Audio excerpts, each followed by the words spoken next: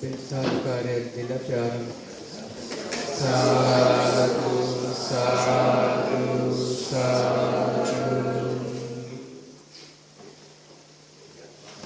අපේ ගෞරවනීය ලොකු ස්වාමීන් වහන්සේගෙන් අවසරයි ගෞරවනීය මහා සංඝරත්නයන් අවසරයි ශ්‍රද්ධාවන්ත පින්වත්නි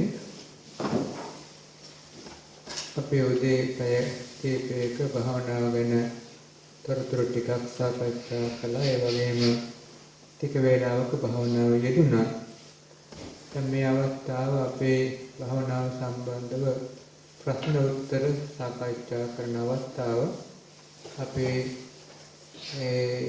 පැයකට කාලයක් ප්‍රශ්න උත්තර සාකච්ඡා කරලා ඊළඟට ටික වේලාවක් භාවනා කරලා ඊළඟට අපේ ටික වේලාවක් පොඩි විවේකයකට අරගෙන දෙවෙනි අපේ අවස්ථාව අපි කරගන්න මේ සාකච්ඡාවට ගනිමු දැන් මේ වෙලාවේ අපේ තියෙන දහම් ගැටළු ප්‍රශ්න භාවනාව සම්බන්ධව සාකච්ඡා කරන්න මේ අවස්ථාව යොදාගනිමු.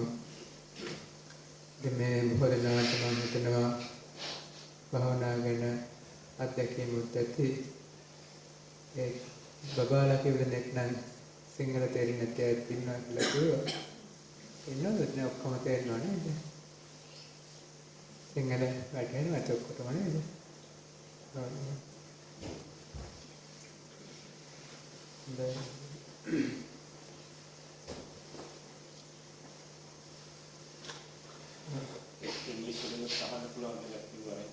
කමන්නේ කැමති අහන්ත උත්තර හැබැයි සිංහල විතරක් ඇද්ද?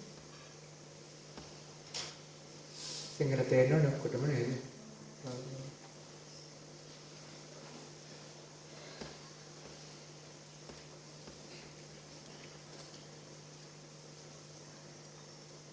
එතකොට අපි ප්‍රශ්න එනකම් පොඩි ප්‍රශ්නයක් අපි අහන්න. ඉතින් මේ භාවනාවකින් අපි බලාපොරොත්තු වෙන්නේ මොන වගේ දෙයක්ද කියලා. භාවනා කරලා බලාපොරොත්තු වෙන්නේ මොන වගේ දෙයක්ද? කුසල සිතේ චිත්ත ඒකාග්‍රතාව. ඒක උත්තරයක් ආව කුසල සිතේ චිත්ත ඒකාග්‍රතාව. ඉතින් හොඳයි ඉතින් ඒ වගේ හැමෝගෙම හිතවල ඇති අපි භාවනාවකින් බලාපොරොත්තු වෙන්නේ එකක් ඒකාග්‍රතාව. ඒකම විතරක් නෙමෙයි තව කරුණු ගොඩාක් එනවා ජීවිතයකට. උපනිශ්‍රය කරුණු ගොඩාක් එනවා. කායික වශයෙන් භාවනාවක් වඩන කෙනාගේ නිරෝගීකම වැඩි කරනවා. ඒතර මානසික වශයෙන් උත් චිත්ත ඒකාග්‍රතාවය හරහා ශක්තිමන්ත කෙනෙක් බවට පත් වෙනවා. ඒ නිසා ආයුෂය, වර්ණය, සැපය, බලය, ඥානය මේ වගේ අනෙක් අයට වඩා වැඩි. කියන්නේ තමන්ගේ සංසාරය ගෙන ආපු දේ ඊට වඩා ශක්තිමන්ත කෙනෙක් බවට පත් වෙනවා භාවනාව හරහා. ඒත් ඒ වගේ ජීවිතයට උපනිශ්‍රය කරුණු ගොඩක් තියෙනවා. දැන් ඔය සතිපට්ඨාන සූත්‍රය දේශනා කරනවානේ බුදුරජාණන් වහන්සේ සත්‍යානං විසුද්ධිය එක කාරණාවක්. චිත්තසංතානයේ පවිත්‍ර භාවයට පත් වෙනවා. ශෝක පරිද්දවාණං සමතික්ඛමාය දුක්ඛ දෝමනස්සානං අත්තගමාය ඥායස් අධිගමාය. ශෝකපද්දේව දුක් දෝමනස් මේවා නැති වෙනවා. ඒ වගේම නුවණ ඇති කෙනෙක් බවට පත් වෙනවා. ලෝකේ අනික් අයට වඩා ඥානවන්ත කෙනෙක් බවට පත් වෙනවා. ඒකේ අවසාන ප්‍රතිඵලය තමයි දේශනා කරන්නේ නිබ්බානස්ස සත්‍ය ක්‍රියාව. ඒ කියන්නේ අවසාන ප්‍රතිඵලය නිවන් අවබෝධයකුත් වෙනවා. ඊට මෙහා ලෞකික අපිට ගොඩාක් ආනිසංස තියෙනවා. දැන් ගෙවල් දොරවල් වල ප්‍රශ්න තිබුණා නම් අඩු වෙනවා. ජන සමාජයෙන් අපිට ප්‍රශ්න ආව නම් ඒවත් අඩු වෙනවා. සියල්ලක් නවත්තන්න බෑ. නමුත් ලොකු ප්‍රමාණයක් අඩු කරගන්න පුළුවන්. විශාල ප්‍රමාණයක් ප්‍රශ්න.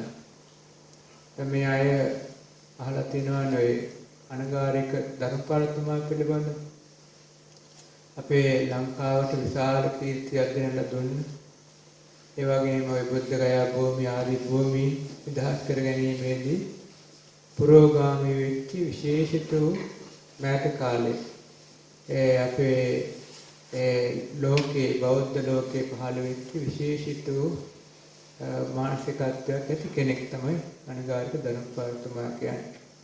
ඒ මම හිතනවා ගොඩක් දෙනා දන්නවා අහලා ඇති.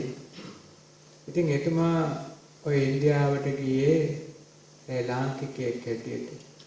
ඉන්දියාවේ ගිහින් ඔය බුද්ධ ගයාව බේරා ගැනීම වගේ දේවල් වලට විශාල කැපවීමක් කළා. ඒ කලේ Hindu පරිසරයක් තුළ. ඒ කරන කාලය තුළදී ඒ කාලේ මේ ඉංග්‍රීසි රාජ්‍යය තිබුණේ.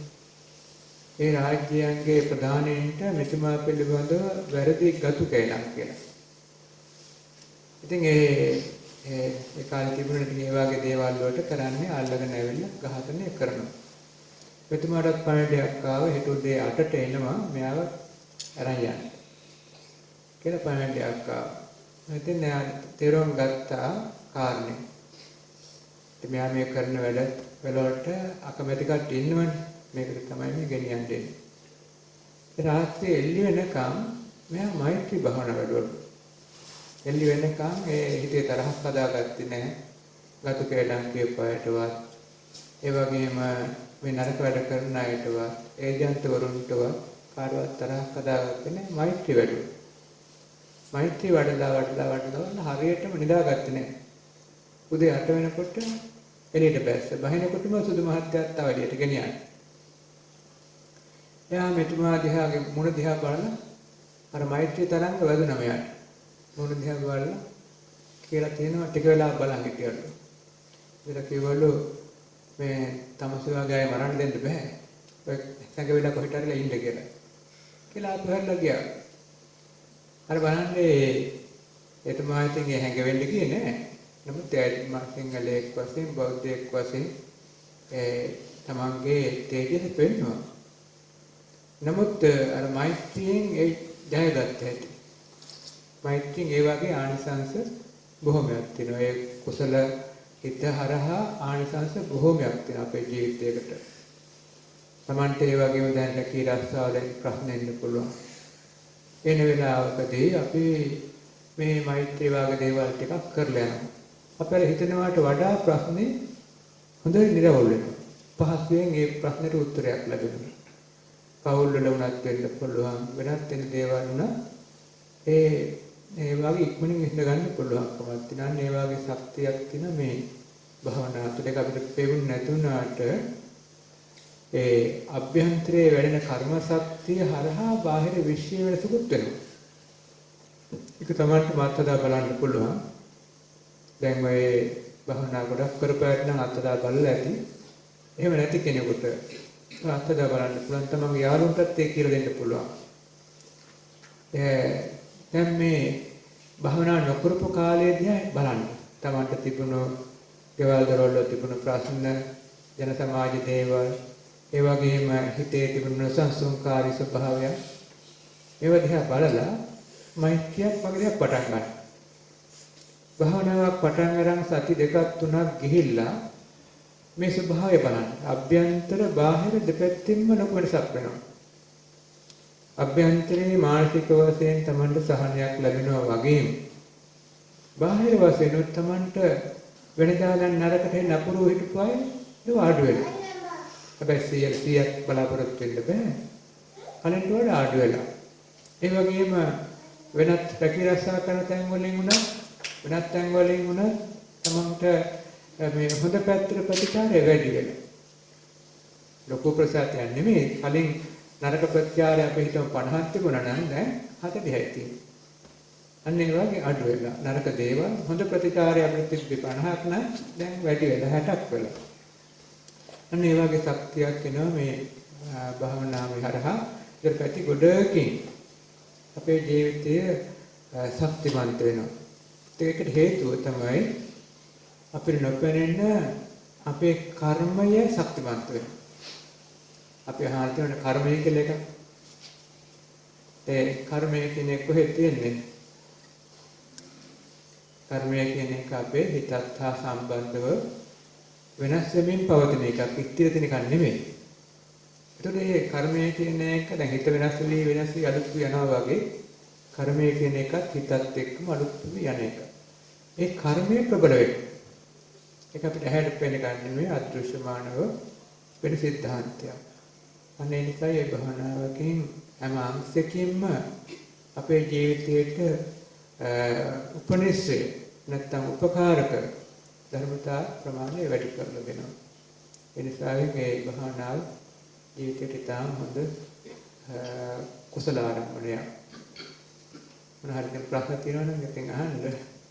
සම්මාසාසනයි සබ්බකාය කියලා කියනකොට මුළු ආශ්වාස රැල්ල දිහාම බලන එකට ඒක අදහස් කරන්නේ. ඔව් ඒක ඉතාම වැදගත් ප්‍රශ්නයක්. දැන් සමහරව සබ්බකාය කියවම දැන් කාය කියවුවාම අපි හිතන්නේ මේ අපිට මේ පේන කාය පිළිබඳවනේ. නමුත් මේ මෙතනදී ආනාපාන භාවනාවේදී කියන්නේ සබ්බකාය කියන එක නෙමෙයි. හුස්ම කය. හුස්ම කය කියන්නේ දැන් මෙතන නමම බලන්නකො මේ භාවනාවේ. කය ගැන කතාවක් නැහැ නමම කියන්නේ ආනාපාන සතිය. ඒක සතිය පිටවන්නේ ආන අපාන. හුස්ම ඇතුළේම පිටවීම පිළිබඳවයි සතිය පිටවන්නේ. ඒතර ඒ හුස්ම ඇතුළේම පිටබඳව තියෙන හුස්ම මුළු කයම හුස්ම මුළුල්ලම තමයි මෙතන මේ සබ්බකාය කියලා කියන්නේ. මේ කය පිළිබඳ වර්ණ භාවනාවක් තියෙන එකක් කරන්න පුළුවන් වුණා නම් ඒක වෙන භාවනාවක්.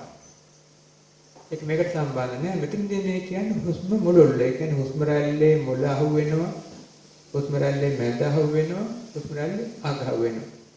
තව ක්‍රමයකට කිව්වොත් හුස්ම රැල්ලේ ආරම්භයෙන් අවසානය දක්වා මෙනෙහි කරන්න පුළුවන් ගතිය. ඒකයි සබ්බකාය කියලා කියන්නේ. දැන් අපි අතක් ගත්තොත් මේ අත මේ ආරම්භයෙන් අවසානය දක්වා බලන්න පුළුවන්. ඒ පැත්ත නම් ආයත ආරම්භයෙන් අවසානය දක්වා බලන්න පුළුවන්. මෙන්න මේ ගතිය තමයි හුස්ම රැල්ලෙන් බලාපොරොත්තු වෙන්නේ. හුස්ම රැල්ල ආරම්භයෙන් අවසානය දක්වා. ඉතින් ඒකදී බලාපොරොත්තු වෙන්නේ හොඳ සිහියක්. අපි කියවනේ ආනාපානෙන් බලාපොරොත්තු වෙන සිහියක් කියලා. ඒක අඛණ්ඩව බලන්න පුළුවන් සිහිය. අන්නේ සිහිය තමයි බලාපොරොත්තු. මොකද හේතුව අපේ සාමාන්‍ය ජීවිතයේ අපේ සිහිය අඩුයි. මේ ඒ විදිහට බලනකොට සිහිය හොඳට ප්‍රබල වෙලා ශක්තිමත් වෙනවා. නිසා සබ්බකාය කියලා කියන්නේ මේ හුස්ම මුළුල්ලම. ඒ කියන්නේ සමහරවිට නාසිකාග්‍රයෙන් දැන් අපි හුස්ම ගන්නකොට ඒ ගන්න හුස්ම රැල්ල මුල මැද අග බලන එකයි පිට කරන එකේ මුල මැද අග බලන එකයිද එහෙම. හරි. නාසිකාග්‍රයෙන් දැන් හුස්ම රැල්ල අපිට දැනෙනවනේ ඇතුළට ගිහිල්ලා බඩෙන් උස් පහත් වෙනවා. ඊට පස්සේ ආපහු නැහෙන් එළියට යනවා දැනෙනවා. ඒ යන ලොකු වට ප්‍රමාණෙද ඒ කාය කියන්නේ නැත්නම් නාසිකාග්‍රය සිදුවෙන ඒකත් හොඳ කාරණාවක්. දැන් ඒ ආනාපානීය එක ක්‍රම වලට උගන්වනවා. නමුත් මේ අපේ බුද්ධ දේශනාවල ආනාපානය කියන එක උගන්වන්නේ මේ ප්‍රදේශයේ. එතකොට මේ ප්‍රදේශේ නම් හුස්ම රැල්ල එහාට මෙහාට යන එක තමයි බලන්නේ. හැබැයි දැන් මේ තව හින්දු ක්‍රම වලින් අහරමේ උගන්වනවා ඒක ආමාශය දක්වා ගමන් කරන හැටි, ආපහු ඉහළට යන හැටි එහෙමත් උගන්වනවා. ඒ හරහා යම් විදි භවනාවක් නොවැළෙනව නෙමෙයි. හැබැයි ඒක ආනාපාන වශයෙන් හඳුන්වන්නේ නැහැ.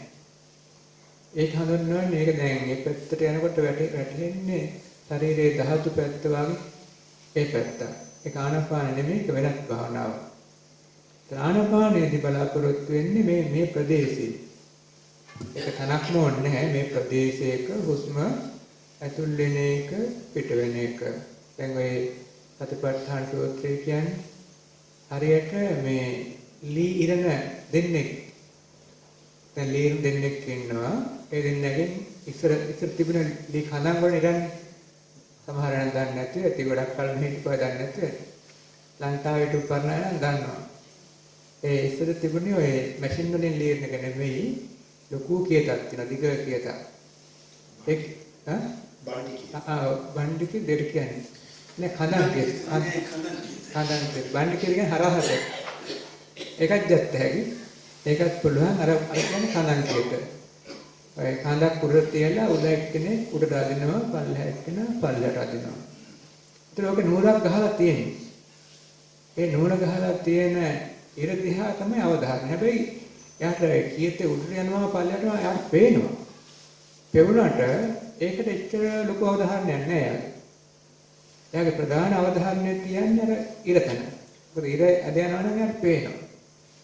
එතන ඉඳන් කීයතේ ඉහළ යන එක පල්ලයට යන එකේ සිද්ධාන්තය තියෙනවා. අන්න ඒ වගේ අපේ ඔය සතිපට්ඨාන සූත්‍රය එහෙම කියන්නේ ගොඩක් තැන්වල කියවන්නේ ඒ අපි දැන් මෙතන ඉඳගෙන හුස්ම ඇතුල් වෙන එක පිට වෙන එක. ඉතින් චුට්ටක් හුස්ම එහාට මෙහාට ගියාට වරදක් නැහැ. ඒත් අවශ්‍ය මේ ප්‍රදේශයේ ඉඳගෙන ඒක බලන එක. ඒත් හුස්මක් පිට වෙනවත් පේනවා ඇතුල් වෙනවත් පේනවා. ඒ විදිහට දිගට මේ බලන හුස්ම ඇතුල් වෙන එක පිට වෙන එක. අන්න ඒ බලා ගැනීමයි මෙතන මේ කියන්නේ. ඒ බලා ගැනීමේදී අන්න එතනදීම අපිට පේන හුස්ම රැල්ලක් ආරම්භ වුණා, දිගට පැවතුණා, අවසානය දක්වා. අන්න ඒක තමයි සබ්බකා. ඒක අවස්ථා කීපයක් තියෙනවා.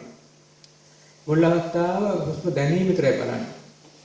හුස්ම දැන් හුස්ම ගන්නකොට හුස්ම ගන්නවා, එන්නකොට හෙලනවා. දැනීම විතරයි. මේක ටික වෙලාවක් ප්‍රකටලා එනකොට හොඳට සතිය හැදලා එනකොට මේ හුස්ම රැල්ල සමහර ඒවා කාලයෙන් අපිට මයින්ඩ් පුළුවන්. කාලයෙන් දිගයි කාලයෙන් කෙටි. ඒක තමයි මේ දීර්ඝ රස වශයෙන් ගන්න කෙටි දිග වශයෙන්. දැන් අපිට පේනවා සමහර හුස්ම රැල්ල දිග වෙලාවක් හැදෙනවා. සමහර හුස්ම රැල්ල ඉක්මනින් ඉවර වෙනවා. ඒ කාලයෙන්. ඒක හරි සතිය වැඩි වෙනකොට අපිට දැනෙනවා. අන්න ඒක දැනගන්න. ඒකත් ප්‍රකට වුණාන් පස්සේ තමයි අපි අර සබ්බකායකෙට එන්නේ. සබ්බකායකේදී ඉතින් අඛණ්ඩව බලන්න පුළුවන්. හුස්ම රැල්ල බොහොම සැහැල්ලුයි අඛණ්ඩව බලන්න පුළුවන්. ඊළඟ හුස්ම රැල්ලත් බොහොම සැහැල්ලුයි අඛණ්ඩව බලන්න පුළුවන්.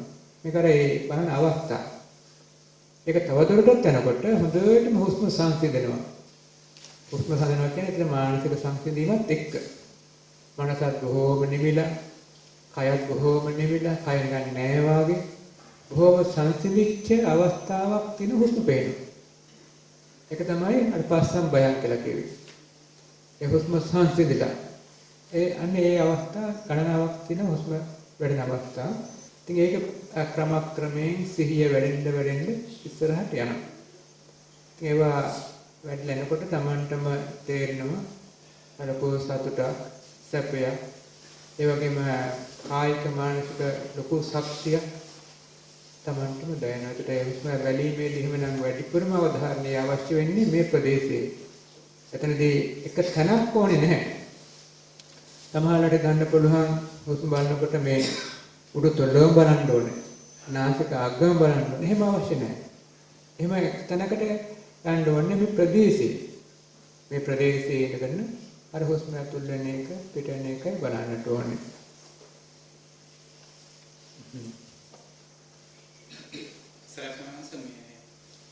සක්මන් භාවනා කරද්දී අපි වම් දකුණ ගැන සිහි කර මම භාවනා කරනවා. කරද්දී ඒක භාගයක් ඒ දිගටම දැනෙන්නේ ඒ සිත වම් දකුණ කියන එකට එතනින් එහාට මොනවාරි අපිට පේනවද මොනවාරි ආනාපාන සති භාවනාදී හොඳට ප්‍රගුණ කරනකොට ආලෝක පේනවා වගේ සක්මන් භාවනා කරන කෙනෙකුට මොකක් හරි සක්මන් භාවනාවේදීත් ඒ අත්දැකීම් ගොඩක් මතුවෙන්න පුළුවන්. ඉස්සරෝම සක්මනේදී හිත පිහිටන අඩුවේ ටිකක් ඉතින් අමාරුවෙන් තමයි පියවර පිහිටවන්නේ. හැබැයි ටිකක් දවස් සාමාන්‍යයෙන් පැය කිහිපයක් හරි භාවනා කරනකොට හොඳට අරමුණු වෙන්න පටන් ගන්නවා. පියවර වම දකුණ නැත්තම් ඔසවනවා, යවනවා, තබනවා. මේ විදිහට බල යනකොට පියවර අරමුණු වෙන්න පටන් ගන්නවා. මෙහෙම වෙවි තවත් ටිකක් කරගෙන යනකොට නිකන් තමන් පා වෙනවා වගේ. භාවනාවේ නිකන් සක්මන් අර කලින් තිබුණේ බරගතියක් එක්ක සක්මන් කළේ. ටිකක් හිත එකඟ වෙනකොට අර ආනාපානෙන් එන දේ වෙනවා. ආනාපානෙන් වුණේ අපිට ටිකක් කර යනකොට නිකන් පා වෙනවා වගේ. මොකද සමහරුන්ට එහෙම අත්දැකීම් ඇවිල්ලා ඇති. නිකන් අහසේ ඉන්නවා වගේ නිකන් බොහොම සැහැල්ලුවක් ඒක මේකෙත් එනවා. මම පා වෙනවා වගේ සක්මන් කරන්න පුළුවන් ගතියක් එනවා. ඉතින් ඒ තවදුරටත් කරනකොට නම් Tamanටම හිතේ ඇඳෙනවා රවුමක් වගේ. ඒක ඇතුලේ පියවර යනවා වගේ තමයි දැනෙනවා. අනේ වගේ ඉතින් එක අවස්ථා මේකෙත් වැඩෙනවා සක්මන් භාවනාවේ. ඒකට පාත්‍රම මත වෙන්නේ නැහැ. ටික ටික හොර වෙනකොට ඒ අවස්ථා මත වෙනවා.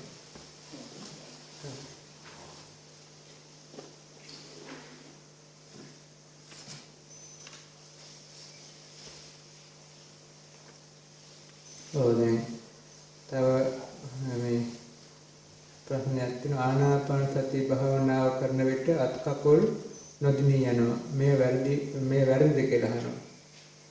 ඒ භාවනාවේ එක අවස්ථාවක් තමයි ඉස්රෝම නිකන් ඇඟිලි එහෙම නැතුව වගේ දැනෙනවා. ඊළඟට අතත් නොදැනෙනවා වගේ දැනෙනවා. කකුලුත් එහෙමයි. දැන් මූණත් නෑ වගේ දැනෙනවා. ඔහොම ගිහිල්ලා මුළු ශරීරෙම නෑ වගේ දැනෙනවා. ඒක වැරදක් නෙමෙයි. ඒ මනසේ සමාධීන්ද්‍රිය අවදි වෙනවා. දැන් අපේ මේ සමාධීන්ද්‍රිය කියන එක අපේ මනසේ දුබලව තියෙනවා. ඒ දුබලව තියෙන සමාධීන්ද්‍රිය ටිකෙන් ටික අවදි වෙනවා. අවදි වෙනකොට අර ටික මේ ඕලාරික ගතිය අඩු වෙලා ගිහිල්ලා සහැල්ලු ගතියෙන් කය ඔක්කොම නැති වෙලා ගිහිල්ලා වගේ සහැල්ලු ගතියෙන් භාවනා කරන්න පුළුවන් ගතියක් එනවා. ඒකම තමයි අර ඉස්සලා කිය පියවරවල පස්සම්බයං කාය සංකාරං කියුවේ අර ඒක තමයි. ඒ සංසිඳිච්ච වෙලාව. කය සංසිඳිලා ගිහිල්ලා කය නෑ වාගේ වෙලා. ඒ භාවනා වැරදක් නෙමෙයි. සමහරුන් ඉස්සරෝම ඒ අත්දැකීම් ලැබෙනකොට බයක් හිතෙනවා. මේ මාකර වැරදීමක් වුණාවත් දන්නේ නැහැ. මේ කයත් නැති වෙලා ගියා. ඒ ඇත්ත එක අරින්න දෙනවා ඒ වෙලාවට. අරින්න හොඳ නෑ වෙලාවට. වැරදක් නෙමෙයි ඒක. ඒතර තව සමහරලාට සමහරුන්ට විශාල එළියක් එනවා.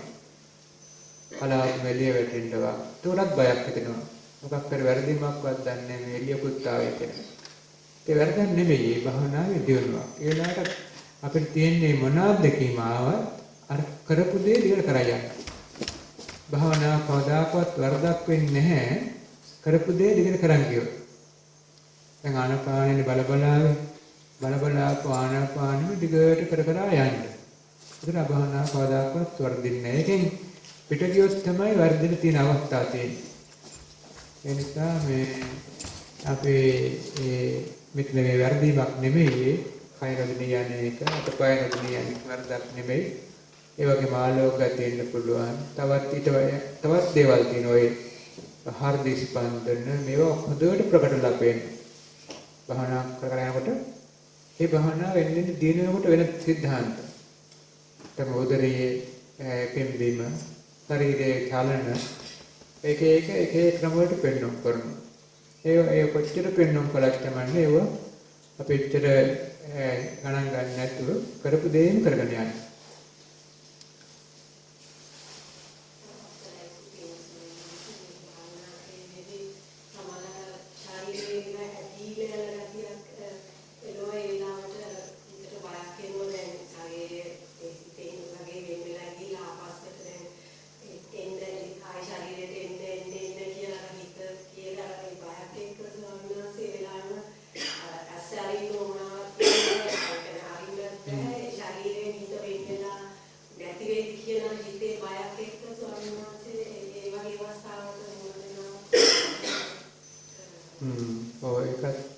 අර භාවනාවේ හිත අරමුණේ දිගට යනකොට වෙන එකක් තමයි ඒක.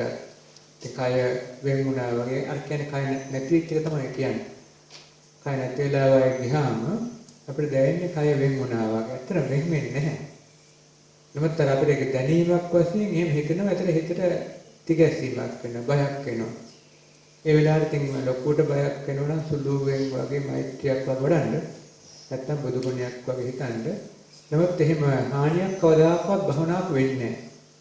භවනාවක ඔය අපි සමහර අතීතයේ අපි අහලා තියෙන එක භවනාවලින් එක ප්‍රශ්න වෙනවා. එහෙම වෙන්නේ නැහැ. භවනාවක එහෙම වෙන්නේ භවනාව වැඩි පැතිවලට ගියොත්.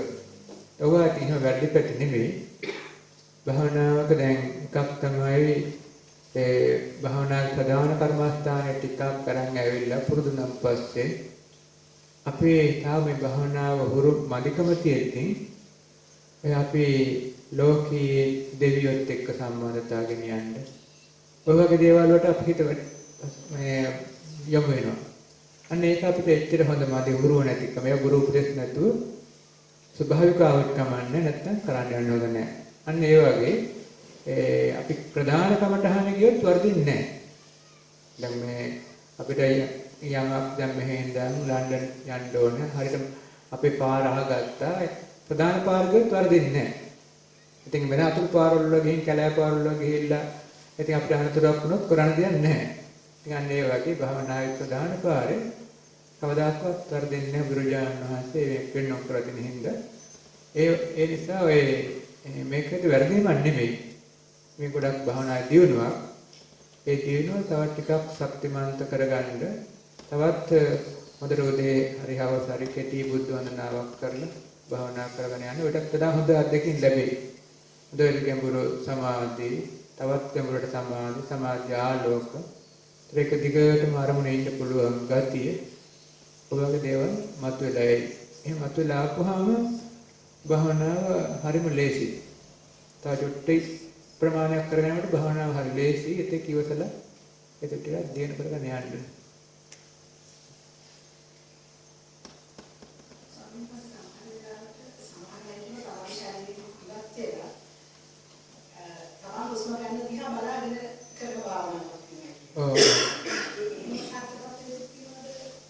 ඔය එක එක්කෙනාට ගැලපෙ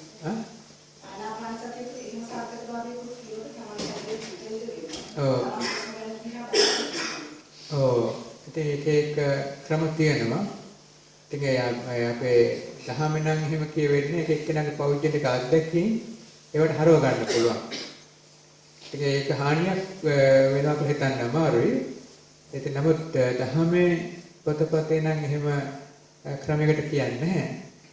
ඉතින් අර දැන් අපි ඔය මේ සතිපට්ඨාන දේශනා ආදී දේවල් වලට කියන්නේ කය ගැන බලනකොට නම් අභ්‍යන්තර කය, බාහිර කය, අභ්‍යන්තර හෝ බාහිර කය ඔය ක්‍රමයට කියනවා.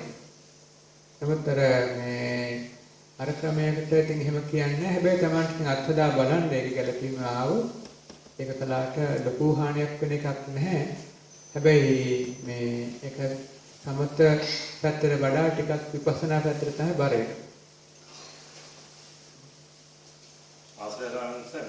මේ ප්‍රදේශයේ ඉන්න කෙනෙක් ෆෝන් එකේ එවල තියෙන ප්‍රශ්නයක් මම කියවන්න.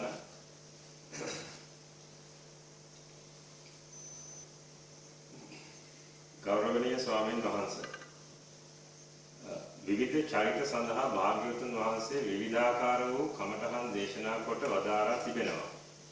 බොහෝ විට හමුවන සියලු දේ පිළිබඳව තාර්කිකව සොයන, සංසිද්ධියක යාන්ත්‍රණය සොයන, කොටස් කර බැලිය හැකි දෙයක් හමු වූ විට එයින් වැඩක් ගැනීමට පෙර එය කොටස් කර බැලීමට කැමැති. කාරණයක් පිළිබඳ කතා කිරීමේදී තර්කයෙන්ම කතා කරන, තාර්කිකවම දේවල් ගැන සිතන චරිතයකට සිත එකම අරමුණක තබාගෙන සිටීම අපහසු කාරණයක් නම් එවන් චරිතයකට ගැලපෙන ආකාරයේ භාවනා කමඨහනක් අපට අනුකම්පාවෙන් දේශනා කොට වදාරන සේක්වා. බුදුදහමේ සමත කර්මස්ථාන 40ක් තියෙනවනේ. ඒ 40න් හොඳ කර්මස්ථාන දෙකක් තියෙනවා. එකක් තමයි දුවත්ින් සාකාරය, ශරීරයේ කොටස් වශයෙන් බලන එක. තව එකක් තියෙනවා දහතු කර්මස්ථාන. ශරීරයේ කුඩා අංශු වශයෙන් පඨවි ආපෝ තේජෝ වායු කුඩා අංශු වශයෙන් බලන එක. ඒ වගේ ක්‍රම වලින් ආරම්භ කළා නම් ටිකෙන් ටික ගැඹුරට ගෙනියන්න පුළුවන්. ඉතින් කොටස් වශයෙන් ගන්නකොට දැන් අපේ ඒ තච පංචකේ කේසා ලෝම නඛා දන්ත තජෝ ඒක අපි ටිකක් පුහුණු කරව ගන්න. ඊළඟට වචනෙන් ඉස්සලා පුහුණු වෙලා යන්තම් අරමුණු කර ගන්නවා. ඒ අරමුණු කරලා ඊළඟට ටිකෙන් ටික මේක අර මනස අරමුණු කර ගන්න ගතිය වැඩි කර ගන්න. හැබැයි ඒක අපහසුයෙන් කරන්න හොඳ නෑ. අපහසුයෙන් අරමුණු කරන්න ගියොත් ඉසේකක් කොන් වෙන්න බාන. යන්තම් සහැල්ලුවෙන් අරමුණු කරනවා. කේසා යන්තම් කෙට්ටිය නැති. ලෝම යන්තම් ලොක් තියෙන හැටි. නඛා දන්ත තජෝ ඒ විදිහට. ඒ විදිහට කර කර යනකොට අර හිතේ විවිධ වැඩ අවශ්‍යයිට ඒක ගොඩක් හොඳයි. වැඩ ගොඩක් තියෙනවනේ. අන්න ඒ වගේ ඒ කොටස් 32ම ගැන. ඉතින් ඒක අපිට තවත් එක් කරන ක්‍රම ගොඩාක් තියෙනවා. ඉතින් ඒ කේසා බලන්න පුළුවන්. කේසා ටික වෙලා බලන්න. කේසා ලෝම බලන්න පුළුවන්. ඊට කේසා ලෝම දෙකකට බලන්න පුළුවන්. කේසා ලෝම නක තුනට එකට බලන්න පුළුවන්. ඔබ මේ විවිධ කර අර බලන්න පුළුවන්. එහෙම බල ඉන්නකොට ඒ හරහා ඒ කොටස් බැලීමේ සමාධියක් ලැබෙනවා. ඒ ගැඹුරු සමාධියක් නෙමෙයි. ඒක යන්න පුළුවන් අපිට උපචාර සමාධිය දක්වා. ඊළඟට ඒ උපචාර සමාධිය දක්වා හොඳට වැඩුණා නම් මේ භාවනාව ඒ සමාධි ගති හොඳට එනවා, සමාධි ආලෝක ගතිත් එනවා. එහෙමනම් ඒක කැමැති පැත්තටයි හරව ගන්න පුළුවන්. ඒ කොටස් වශයෙන් වැඩිච්ච භාවනාව එක පැත්තට හරව ගන්න පුළුවන් ධාතු වශයෙන්. කුඩා අංශවල හරවන්න පුළුවන්. තව පැත්තක් හරවන්න පුළුවන් අසුබ වශයෙන් හරවලා අසුබ කමඨහණයෙන් පළමු ධ්‍යානය හදා ගන්න පුළුවන්. තව පැත්තක් පුළුවන් ඒක වර්ණය හොයලා. ඒ කොටස් වල වර්ණය බලන්න. වර්ණය බලලා ඒක වර්ණ කසින කරලා ධ්‍යාන හතරම කරන්න පුළුවන්.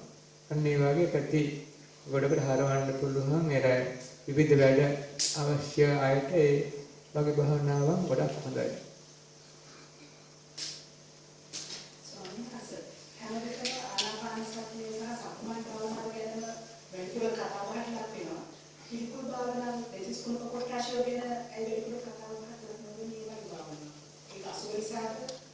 ඔව් ඒක සාමාන්‍යයෙන් අපි අර ආරම්භක කට්ටියට සමහරුන්ට ඒ තේරුම් නොගන්න අයට ප්‍රවේශයේදී බාධාවක් තියෙනවා. දැන් ප්‍රවේශයේදී අනේ ස්වාමීන් වහන්සේ අසුබමයි කතා කරන්නේ ආයතනෙ යන්න බෑ කියලා ඒ වගේ. දැන් ආනපාන වාගේ කිව්වොත් ඒක අපේ සාමාන්‍යයෙන් ගත්තොත් බෞද්ධ අබෞද්ධ කාටත් යම් පොදු භාවනාවක් නේ. ඒක ඉතින් අපේ සුභ අසුභ ભેදයක් නැහැ. ආගම් ભેදයක්වත් නැහැ. ඒ නිසා ප්‍රවේශයක් වශයෙන් ආනාපානයක් උත්සාහවත් වෙන එක හොඳයි. හැබැයි ඔය නමුත් භාවනාවක් වශයෙන් අසුභ භාවනාව ඉතාම හොඳ භාවනාවක්. ආනාපානට වඩා හොඳ භාවනාවක්. නමුත් අර මුල් පොදු දේශනාවලදී උනන්දු කරවන ගතිය අඩුයි. ඒකට හේතුව අර ප්‍රවේශයේදී සමහරුන්ට ඒක හිතට බරක් වාගෙන්න පුළුවන්. අනේ කරන්න බෑ ඒක හොඳ නෑ මම නම් කැමති නෑ. ඔය වගේ දේවල් නිසා ප්‍රවේශයක් වශයෙන් ආනාපාන වල දෙයක් හොඳයි. මේ අසුභ භාවනාව ඊට වඩා ප්‍රතිඵලදායකයි. ටිකක් හිමින් වගේ ප්‍රතිඵල වුණාට හරි හොඳ ප්‍රතිඵල ලැබෙනවා අසුභ භාවනාවේ. දැන් ඔය අපේ උගන්වන්නේ අසුභ භාවනාව ද්වත්තිසාකාර භාවනාව හරියට ඩෝසර් යන්ත්‍රයක් වගේ කැටපිලරයක් වගේ කියලා. දැන් කැටපිල් යන්ත්‍රය වේගයෙන් නොගියට විශාල දෙයක් කරගෙන යන්නේ. පාරක් හදාගෙන යනකොට පාරේ තියෙන ගල් අයින් කරනවා, ගස් අයින් කරනවා, කාණු කපනවා, පාර මටසිලට කරගෙන යන්නේ. එහෙම කරගෙන පාර හදපුවාම ඕනම වාහනයක් යන්න පුළුවන්. අන්න ඒ වගේ තමයි මේ අසුභ භාවනාව එක්තරම් ආනිසංස ප්‍රමාණයක් තියෙනවා. දැන් බලන්න ඒ ස්වාමීන් වහන්සේලාට පැවිදි පින්කම් දැකලා තියෙන එකට නේද? පැවිදි පින්කම් දැකලා ඉතින් දැකපු පැවිදි නෙලාට කමඨහනක් දෙනවා ඉස්සරෝම. මොකක්ද කමඨහන? ඔය තත්පංච කර්මස්ථාන දෙන්නේ. කේසා, ලෝම, නක, දන්ත, තට ඒක ඊතරම් වැදගත්. ඔය හැම චරිතයකටම ගැලපෙනවා. ඉතින් මේක අපි කියපේවන් නෙමෙයි මේක බුද්ධ කාලේ නම් වෙන එක. ඒ තරම් ප්‍රයෝජනවත් කමඨහනක් තමයි අසුභ කමඨහන් වගේ දේවල්. ඉතින් අපේ ආනාපානය ටිකක් කරවලා එහෙම බැරි අයට අපි ඒ පැත්තට යොමු කරනවා සාමාන්‍යයෙන්. යොමු කරවලා අපි එහෙම ගොඩක් දෙනකොට සමාධියක් දීලා තියෙනවා. අපි ගාවට ආවා විදේශික ස්වාමීන් වහන්සේ නම. උන්වහන්සේ කිව්වා අනේ ස්වාමීන් වහන්සේ මා අවුරුදු 1කමාරක් ආනාපාන වැඩුවා. මට කිසිම ප්‍රතිඵලයක් ආවේ නැහැ. මට වෙන ඕනෑ භාවනාවක් දෙන්න මම කරන්නම් කිව්වා. ඊපස්සේ අපි කිව්වා හොඳයි එහෙනම් අපි මේ අසුභ භාවනා කරමු ද්වත්තිසාකාරය. ඉතින් කිව්වා මේ කොච්චර කාලයක් ඉතවාය කරන්න වේද මම කිව්වා මාස දෙකක් කරවා ඉදිරියට කරන්න. ඉතින් ඒ වෙලාවේ කමඨහන අහගත්තා. අහගෙන කිව්වා මම නිහඬවම කරන්නද මේ භාවනාව? කතා බහ නොකරමු. අපි කියමු හොඳයි. හැබැයි සතියකින් ඇවිල්ලා භාවනාව කෙරෙච්ච ආකාරය කියන්නේ. මොකද සමහර ඒවා අපි අර එයා කරන ආකාරය එයාට තේරෙන්නේ නැති හින්දා ගුරුවරයාට බලන්න ඕන. ඒ නිසා අපි කිව්වා සතියකින් ඇවිල්ලා මේක තොරතුරු ටිකක් කියන්නේ කියලා. ඉතින් මේ ස්වාමීන් වහන්සේ අර කිව්වා වගේම හතියක් භාවනා කරලා ඒක තොරතුරු කිව්වා. පහසුයි කිව්වා. එහෙනම් තව හතියක් කරලා ඉන්නේ කිව්වා. තවම සතියක් දෙකක් තුනක් කරනකොට දැන් හොඳටම පහසුයි කිව්වා. හරියට අර මාස දෙක යනකොට කියනවා දැන් හරියට කිසිම කෙලෙසයක් එන්නේ නැති මට්ටමේ බොහොම සැහැල්ලුයි බොහොම ආලෝකමන්තයි. මොන මනස පුදුමාකාර ආලෝකමන්තයි. ඉතින් අර සමාධිය ලැබුණා. අර කියපු ආකාරයෙන් මාස දෙකක් කරනකොට ඒ සමාධිය ලැබුණා. අන්න ඒ වගේ ඒ අර ඊට පස්සේ අපි අවුරුද්දකින් දෙකකින් නැවත ඇහුවොත් ඒච්චින වෙනස් වෙන්නේ නැහැ සමාධිය. ඉතින් අවුරුදු කීපයකින් ඇහුවා ඒච්චින වෙනස් වෙන්නේ නැහැ. අන්න ඒ වගේ ඒ එන සමාධිය දේශයකින් වැටෙන ගතිය අඩුයි. ඒ නිසා අසුභව කමටහන් ආදී දේවල් ඉතාම හොඳයි. මේ ඉතින් කැමැති අය කරන්නේ තරමට ඒකේ ප්‍රතිඵලය වැඩි. ඉතින් අර අමාරු ආනාපාන වගේ වූ කෙරෙහිකින් ගොඩක් හොඳයි. ඒ වගේ අසුභ කමටහනක් අපිට ගොඩක් අත්දැකීම් තියෙනවා. තවත් ඔය මෑණි කෙනෙක් හිටිය අපි ගාම සිල්මෑණි කෙනෙක්. ඉතින් ඒත් එයා ආනාපාන කාලයක් කරලා තියෙන සමහරවිට අපි ගාව නෙමෙයි භාවනා කරන්නේ. පිට භාවනා කරලා සමහරවිට අවුරුදු කීපයක් භාවනා කරලා ප්‍රතිඵල නැතුව එහෙමකට අපි ගාගෙනවා එහෙන්වත් ගිහිල්ලා භාවනාව හදා ගන්න ඕනේ කියලා. මම ආපු මෑණි කෙනෙක් හිටියා තායිවාන් ජාතික මෑණි කෙනෙක්. තාමත් අපි ගාවේ ඉන්නවා.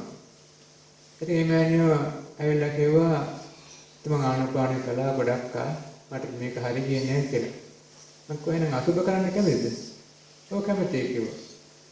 එහෙමනම් මම පිළිකුල් එකක් දෙන්නම් කරන්න කැමතිද කියලා. ඒත් කැමතියි කිව්වා. ඊපස්සේ අපි ඒ වෙලාවේ මේ ශරීරයේ පිළිකුල්ම කොට එකක් දුන්නට මල මේක අසුබේ 32 හිතලා මේක වැඩිපුර සමාධි කරන්න කිව්වා. ඒක හරියට සමාධි කරා. සාමාන්‍ය අපි අහන්නත් අකමැතිනේ. ඉතින් මම කිව්වහම අහන්නත් අකමැති වචනයක්. නමුත් අපි ඒ මෑණියෝ බොහොම ඕනකමින් බාරගත්තා. අරන් කරා. ටික දවසක් යනකොට හොඳටම සමාධි වුණා. ඒක කහපාට වර්ණයක් ආවා. ඒ හරහා වර්ණයක් ආවා. වර්ණය ඇවිල්ලා හොඳට සමාධි වුණා.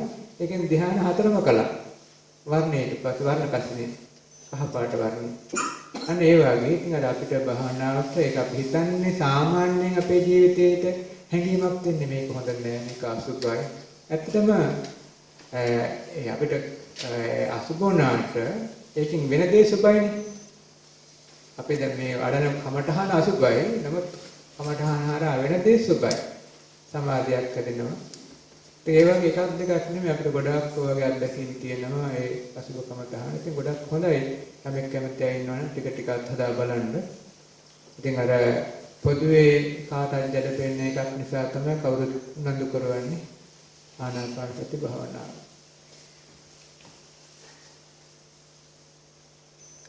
තමනාරි ගැටලු තියෙනවද?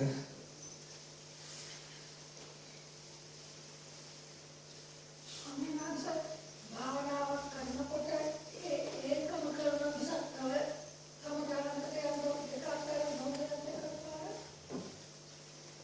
ඒකත් වැදගත් කාරණාවක්. මේ භාවනා වෙන ආකාර දෙන විවිධ පුජ්‍යල විවිධ චරිතාණු. සමහර කෙනෙක් ඉන්නවා එකම කමඨහනයි පුළුවන්. හැබැයි වඩන්න පුළුවන් දිගට වඩන්න පුළුවන්. ඔය අපි අතීතයේ අහලා තියෙනවනේ. සමහර අට්ටික කමඨහනෙම ගත්තාම මේක හැම තැනම වඩන්නේ අට්ටික කමඨහනමයි. ඒක අරිහත්ත්වයට දක්වාම ඒක ප්‍රධාන කමඨහනක් කරගන්නවා අට්ටික කමඨහන කියන එක. දැන් ඔය සමහර ඉන්නව එහෙම නෙමෙයි. ඒක කමඨහනක් බෑ. කමඨහන කීපයක් ඕනේ. දෙකක් තුනක් ඕනේ. ඉතින් අට්ටි කමඨහන එකක් තමයි ඉට්ටි කමඨහනක් වගේ එකක් දෙකක් ඕනේ. දැන් තවත් ඉන්නවා ඊටත් වඩා කමඨහන් ඕනේ.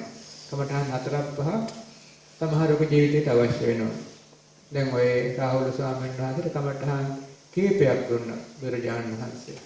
අරිහත්ත්වයටපත් වෙන්න. අන්න ඒ වගේ එක එක චරිතානුකූලව එක වෙනස් වෙනවා. දෙකක් අපි උත්සාහවත් වෙලා බලනවා. ඒක වැඩෙනවා නම් ඒක හොඳයි. නොවැඩෙනවා නම් තව එකක් අපි එක්කව කරගන්න. දැන් අපි හිතමු ආනාපාන අපි උත්සාහවත් වෙලා බලනවා ටිකට කරගෙන යන්න. ඒක කරනවා නම් හොඳයි. නැත්නම් අපි මෛත්‍රිය වගේ චුට්ටක් තව එක්කව කරගන්න උදේට හරි හවසට හරි මෛත්‍රී ටිකුත් එක්ක ආනාපාන කරා.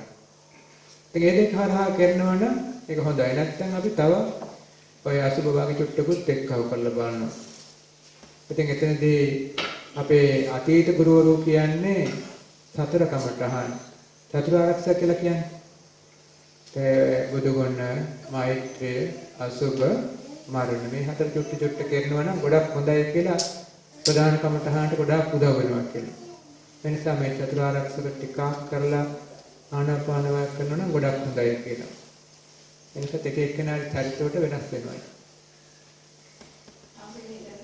සක්මන් භාවනාවේ අසුර ආනාපාන සති භාවනාවට යන තුලින් ඉක්මනට ආනාපාන වැඩිලා කියන එක තමයි නාමයේ සක්මන් භාවනාවේ අසුර. ඔව් සක්කාය වේසීම තුලින් මනස ඒකාග්‍රතාවීත්වයි. ඔව් ඒක හරි. ඒකට හේතුව දැන් මේ සක්මන් භාවනාවකින් දැන් අර වීර්ය ටිකක් ක්‍රමවත් බවට හැදෙනවා. ඒකට දැන් අපේ ඒ වීර්ය ක්‍රමවත් භාවයට හැදීම නිසා පරියන්ක භාවනාව සමාධි කරවීම පහසු වෙනවා. දැන් ව්‍යායාම අඩු චරිතයක් වුණොත් ශරීරයක් වුණොත් අපේ ලේ ධාතුව ක්‍රියාකාරීත්වය දුබලයි. ස්නායු ක්‍රියාකාරීත්වය දුබලයි. ඒකට අර සමාධි වීම ටිකක් ප්‍රමාදයි. මක්කර ක්‍රමයකට ව්‍යායාම ටිකක් කරලා આવත් දැන් ගොඩක් මහන්සි ණයට මහන්සිලා මොන හරියක් ආපු ගමන් ඒක ඒ වෙලාවේ වාඩින පරියන්ක ප්‍රබල වැඩි. හේතුව අයි ක්‍රියාකාරීත්වය හොඳයි. ස්නායු ක්‍රියාකාරීත්වය මොලේ ක්‍රියාකාරීත්වය ඒතර පිටකොන්දේ ඔය කොඳුනාරටේ ක්‍රියාකාරීත්වය ඒව බලපානවා භාවනාවට. දැන් කොඳුනාරටේ තද වෙලා තිබුණොත් එහෙම භාවනාවට ටිකක් ප්‍රමාදයි. ඒවා ටිකක් බුරුල් වෙලා ටිකක් සැහැල්ලුවෙන් තිනලා ලේසි. ඒතේ මොකද ඒ හරහානේ අපේ සුසුම්නාව ගමන් කරන්නේ. ඒවා බුරුල්ලා තින වෙලාවට ලේසි. ඒකට දැන් මස් පිටුත් තද වෙලා තියෙන වෙලාවට භාවනාවට ටිකක් ප්‍රමාදයි. ඒ නිසා සක්මනේදී ඒක ගොඩක් හදලා දෙනවා. ඒ සක්මන වත් පිළිවෙත් ඒ වගේ ගොඩක් හදලා දෙනවා. අපේ අතීත කතාවක් කියවෙනවා එක ස්වාමීන් වහන්සේ නමක්. උන්වහන්සේ මේ ධ්‍යාන සමාධිය තිබුණා. ධ්‍යාන සමාධිය එදා සමවදින්න බැලුවා. සමවදින්න බෑ. පස්සේ කල්පනා කරලා බැලුවා මේ මොකද්ද කාරණේ? එදා වත් පිළිවෙත් කරේ නැහැ. ගිහින් ඉතින් වත් පිළිවෙත් ටික ඔක්කොම කරලා ඇවිල්ලා වාඩි වුණා අතර සමාධි වුණා. එතනදී කියවෙන්නේ අර වත් පිළිවෙත් කිරීම නිසා සීලයක් පිරුණා එකක්. ඉතින් කායික වශයෙන් අවශ්‍ය ව්‍යායාම ටික ඇඟට හැදුනා. ලේ ධාතුව ක්‍රියාකාරීත්වය, ස්නායු ක්‍රියාකාරීත්වය, ඒ වගේම මස් පිටවල ක්‍රියාකාරීත්වය හැදුනා. ඒක ගොඩක් උදව් වෙනවා භාවනාවක සමාධිය හදා ගන්න. නිසා සක්මන් භාවනාව ටිකක් කරලා කරන එක ගොඩාක් හොඳයි. සක්මන් හරිය දැන් තවත් ඔය චුට්ටි යෝග ක්‍රම තියෙනවා. ඒ වගේ දේවල් හරි සුළු ප්‍රමාණයක් කරලා පරයන්ක ඉන්නකොට සමාධිය ගතිය වැඩි.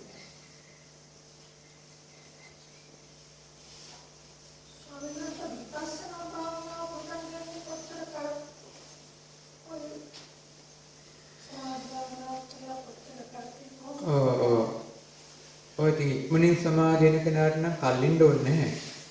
සමාධිය ආවනම් හොඳට සමාධිය ගැඹුරට ගියා නම් ඉතින් නම් විපස්සනා පටන් ගන්න පුළුවන්. ඒක අර මේ විපස්සනා වඩනකොට ක්‍රම කීපයක් තියෙනවානේ. එකක් තමයි සුද්ධ විපස්සනා කියලා කියන්නේ. ඒතර විපස්සනාවේදී ආරම්භයෙන් නම් විපස්සනාවයි කරන්නේ. සමතයක් වඩන්නේ නැහැ. ඊළඟට තව එකක් තියෙනවා දෙක කලවමට කරනවා. සමතෙත් වඩනවා විපස්සනාවත් කරනවා. ඊළඟට දැන් ඔය ඊළඟ ක්‍රමය තමයි සමතය හොඳට කරලා සමාධිය හදා ගන්න ඊළඟ විපස්සනා කරනවා. ඒ වැඩිපුරක් අපේ ගුරු ස්වාමීන් වහන්සේලා කියා දෙන්නේ මේ ක්‍රමය තමයි. එතකොට අතීතයේ වැඩිපුරක් කෙරලා තියෙන මේ ක්‍රමය. ඉතින් ඒකට සමාධිය ඉස්සලා හොඳට ශක්තිමන්ත කරගන්නත් සමාධිය ශක්තිමන්ත වුණාම මනස අවදීනේ. මනස අවදි වුණාන් පස්සේ විපස්සනා පිළිහිනවා වැඩි. දැන් සමාධිය අවදි මනස අවදි වෙච්ච නැති වෙලා විපස්සනා කළාට පිළිහිටන්නේ නැහැ. දැන් අපි හිතමු මේක නාමයයි, මේක රූපයයි, මේක අනිත්‍යයි, මේක දුක්ඛයි, මේක අනාත්මයි කිව්වට මනසට මේ කාවදින්නේ නැහැ. දැන් මේක ඇත්තටම මනසට වැටහෙන්නේ නැහැ අපි වෙනෙහි කරාට. සමාධිය තියෙන දාවට මේක හොඳට ලේසියි මේ අවබෝධ කරගන්න. මේක ඇත්තටම දැනෙනවා. අනිත්‍යතාවය, දුක්ඛතාවය, අනාත්මතාවය හොඳට දැනෙනවා. අන්න ඒ නිසා හොඳට සමාධිය හදා ගැනීම. ඒතර සමාධිය හදා ගැනීමේදී දැන් ඔය මෑත කාලේ හොඳ පරිපූර්ණ භාවනා ක්‍රමයක් තියෙනවා. භාවනා ක්‍රමය කියලා. අන්න ඒක හොඳට ලස්සනට අනුපිළිවෙල කියලා දෙනවා. අහලා තියෙනවද භාවනා ක්‍රමය? භාවනා ක්‍රම හොඳට ඉන්ටර්නෙට් එකෙන් සමහරවිට බලා ගන්න පුළුවන්. ඒක හොඳට තියෙනවා මේ අපේ ඔය ලංකාවෙන්ම ලියවිච්ච විසුද්ධි මාර්ගය අනුව තමයි උන්වහන්සේලා කරන්නේ. PAAUK පාවුක් කියලා. ඒ බුරුම භාවනා බුරුම අපේ නාවුරු ස්වාමීන් වහන්සේම ජීව භාවනා කරලා දෙනවා. උන්වහන්සේ ඒ භාවනා ක්‍රමය හුරු කරවන්නේ හොඳට සමාධිය දැන් ඔය ආනාපානේ පුහුණු කරනවා චතුත්ථ ධ්‍යාන දක්වා. ඊළඟට කසින භාවනාවට පුහුණු කරනවා. එමේ ওই භාවනාවක් අපිට ඉතින් ඒ වහනකොට බය හිතෙන්න පුළුවන්. හැබැයි මේ අමාරු ආනාපාන භාවනාව විතරයි. මුල එක භාවනාවක් කොයි අමාරු, ඊටු භාවනාව හරි ලේසියි. මොකද මුල සමාධිය විතරයි අමාරු. අගට සමාධිය පුරුදු නම් පස්සේ ඊළඟ භාවනාවල් හරි ඉක්මනින් මත කරගන්න පුළුවන්. ඒ කසින භාවනාව. කසින භාවනාවෙන් දැන් අපි අහලා තියෙනවානේ කසින 10ක් ගැන. පඨවි, ආපෝ, තේජෝ, වායෝ, නීල, පීත, ලෝහිත, ඕදාස, ආලෝක, ආකාශ. කසින 10ක් තියෙනවා. එතකොට ඉතින් කසින 10න් මේ 10ටම පුළුවන් චතුත්ථ ධ්‍යාන උපදවන්න. ඊළඟට 10න් ආකාශ කසිනේ හැර අනිත් 9ට පුළුවන් අරූප ධ්‍යාන 4ක් උපදවන්න. ඒතර ධ්‍යාන 8ක් පුළුවන් උපදවන්න එක කසිනයකට. ඒ විදිහට ඒ සමාධි හුරු කරනවා. ඒක හුරු කරවලා ඉවරලා මෛත්‍රී භාවනාව පුරුදු කරනවා. මෛත්‍රී භාවනාවේ 528ක් තියෙනවා. ඒ 528ම හුරු කරන එක එච්චර අමාරු නෑ පුහුණු වෙච්ච කෙනාට. ඒ කියන්නේ සමාධිය ආපු කෙනාට. ඊළඟට බුදු ගුණ භාවනාව, ඊළඟට අසුභ භාවනාව ධ්‍යාන මට්ටම හුරු කරනවා. මාර්ග සත්‍ය හුරු කරනවා. මේ ටික තමයි සමාධි ශේෂ්ත්‍රය හැටියට ඒ ස්වාමීන් වහන්සේ පුහුණු කරවන්නේ. මේ ටික හොඳට පුරුදු වුණාම සමහර අය ඉතින් මාස දෙකකින් කරගන්නවා. සමහර අයට ඉතින් අවුරුද්දක් සමහරක් කරනවා සමාධිමත් කරගන්න. ඒ විදිහට සමාධිය හුරු වුණාන් පස්සේ ඊළඟට හුරු කරවන්නේ මේ විපස්සනාව. විපස්සනාව ආරම්භ කරන්නේ ධාතු වලින්. ශරීරයේ තියෙන ධාතු හතර තමයි ප්‍රකට කරන්නේ. ඒක ඒ මට්ටමට ඒ කෙනාගේ මනස වැඩුණාම එයාගේ මේ සමාධි ප්‍රබලත්වයෙන් හින්දා මනසේ ආලෝක ගති වැඩි. ප්‍රභාසර ගති වැඩි. ඒතර කය ඉබේම විනිවිද යන්න පුළුවන්. කය ඇතුළේ තියෙන කුඩාම රූප අරමුණු කරන්න පුළුවන්. කය ඇතුළේ තියෙන කුඩා රූප විශාල ප්‍රමාණයක්. දැන් බලන්න අපි මේ එක කෙස් ගහක් කුඩු කරලා බැලුවොත් කොච්චර යනකල බලන්න.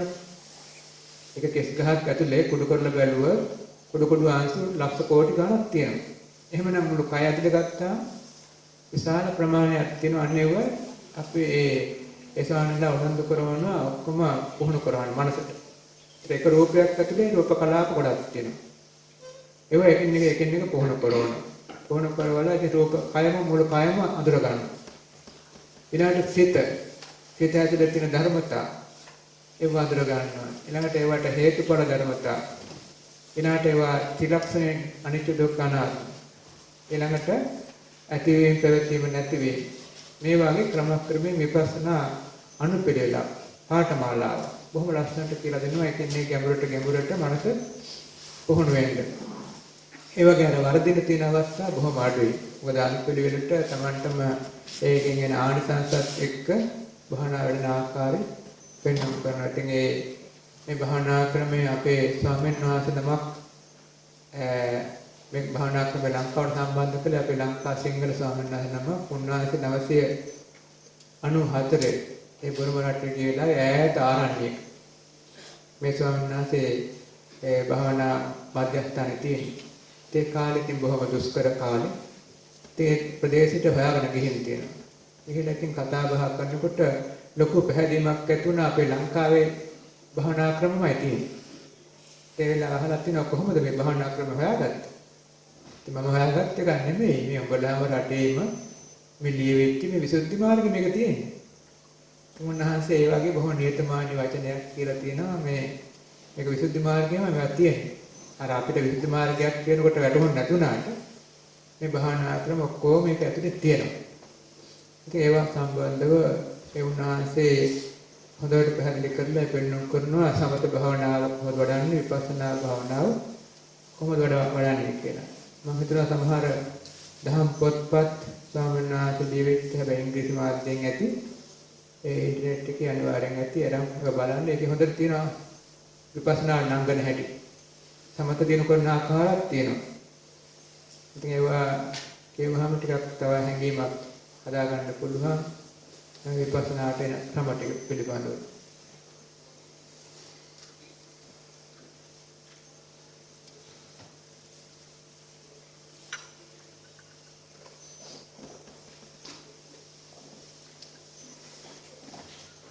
එනකින් යටලු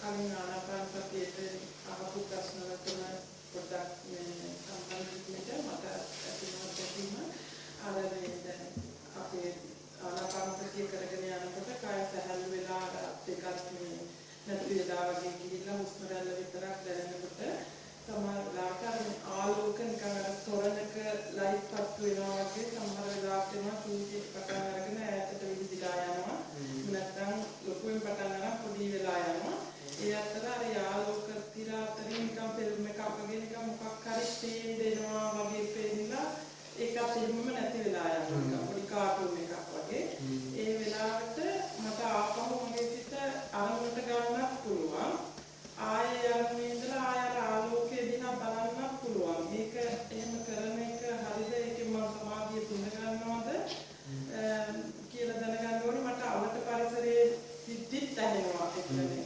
ඒවත් තියෙනවා මට ආපහු අරමුණට යන්නත් පුළුවන් මේ වගේ වෙලාවක මේ ආලෝකය දිහා බලන එක හරිද නැත්නම් අරමුණටම ආපහු හිත යොදා ගන්න ඕනේද? ඔව්. ඔය වෙලාවේ අවශ්‍ය නැවත ආපහු අරමුණටම ගන්න එක තමයි. ඒ කියන්නේ ආලෝකයේ තාම ප්‍රබලමදී සමාධි කරන්න. ආලෝකයේ එන්නේ භවනාවේ දියුණුවක් තියෙනවා. භවනාවේ දියුණුවක් වෙනකොට තමයි ආලෝකය හැදි එන්නේ. ඒ විවෘත වෙන්න වාගේ හදන්නේ ආලෝකය තව ප්‍රබල වෙන්න හදන්නේ. ඒක තව හැදිලා එනවා අපි තාදුට්ටත් ආනාපානෙම කළොත්. හුස්මමයි බලන්න ඕනේ. හුස්ම බල බල ඉන්නකොට හොඳට විවෘත ගතියක් වාගේ ඇවිල්ලා හොඳ විවෘත ආලෝක තියෙන්න පුළුවන්. ඒකෙදිත් එකපාරට යන්න හොඳ නෑ ආලෝකයට. ඒකෙදිත් කරන්න ඕනේ හුස්ම රැල්ලමයි. ඒ හොඳට හුස්ම රැල්ල බල බල අරක ඉස්තාර උනම් පස්සේ තමයි ඒ ආලෝකයේ හිත සමාධි කරන්නේ. ඒ හොඳට පැයක භාගයකමාරක සමාධියක් පිටිනවා ආලෝකයේ නිශ්චලයි වෙනස් වෙන්නේ නැහැ. ඒතර කයත් බොහොම සැහැල්ලුයි පස්සද්ධිය හොඳට තියෙනවා. අන්න ඒ වෙලාවේදී අපි අර ආලෝකය ඇතුලේ හිත සමාධි කරනවා. ඒ සමාධිය අපිට පුළුවන් අර ගැඹුරට යන්න. ධ්‍යාන සමාධිය කියලා කියන්නේ අහලා තියෙනවනේ. ධ්‍යාන සමාධිය කියලා කියන්නේ හිත ඒ ආලෝකයට බැහැගෙන ඒ සමාධිය ඇතුලේ ඉන්න සමාධියට. ඒතකොට ධ්‍යාන සමාධියක් කියවම සාමාන්‍යයෙන් ගත්තොත් ටිකක් අමාරු සමාධියක් නේ. නමුත් භවනාව ක්‍රමක්‍රමයෙන් වැඩනම යන්න පුළුවන්. ඒ අවස්ථාවේදී අර හිතට වෙන අරමුණකට වඩා ප්‍රිය කරන්නේ මේ අරමුණ. මොකද එතරම් සැහැල්ලුවක් සතුටක් ඒ සංසිඳීමක් මේ අරමුණේ තියෙන හින්දා හිත කැමති නැහැ වෙන අරමුණකට. ඒ නිසා තමයි වෙන අරමුණකට නොයා මේකම තියෙන්නේ. මේ අරමුණේම හිත පිහිටන්නේ.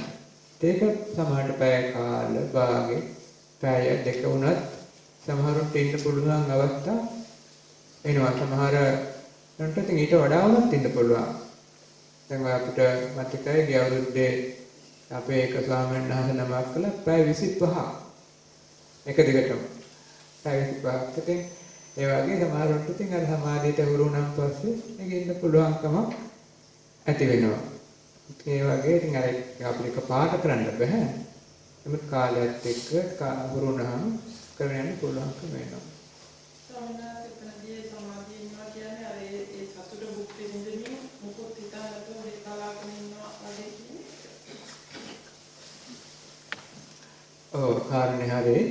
එතනදී දැන් සමාධියක ස්වභාවය තමයි දැන් එක ආරම්භණයක ඉන්න බව. දැන් අතනදී සමාධිය කියවම සමහර පටල ගන්නවා. දැන් සමහර සමාධි අවස්ථා කීපයක් තියෙන. එකක් තමයි මොකොත් නොදැනී ඔහේ ඉන්න පුළුවන්. දැන් මොකක්වත් තේරෙන්නේ නැහැ පැය කාල භාගෙ. ඉතින් අපිට තේරෙනවා නිකන් අමුතු දෙයක් තියෙනවා. හැබැයි මොකක්වත් නොදැනී ඔහේ ඉන්න පුළුවන්. සමහර ඉතින් ඉන්න එකක් සමාධියක් කියලා. හැබැයි ඒක සමාධියක් නෙමෙයි ඒක සමාධි නින්දා. ඒක මොකක්වත් දන්නේ නැහැ අරමුණක් නැහැ අපිට. අරමුණක් නැතුව වාඩිලා ඉන්න පුළුවන් වැටෙන්නෙත් නැහැ.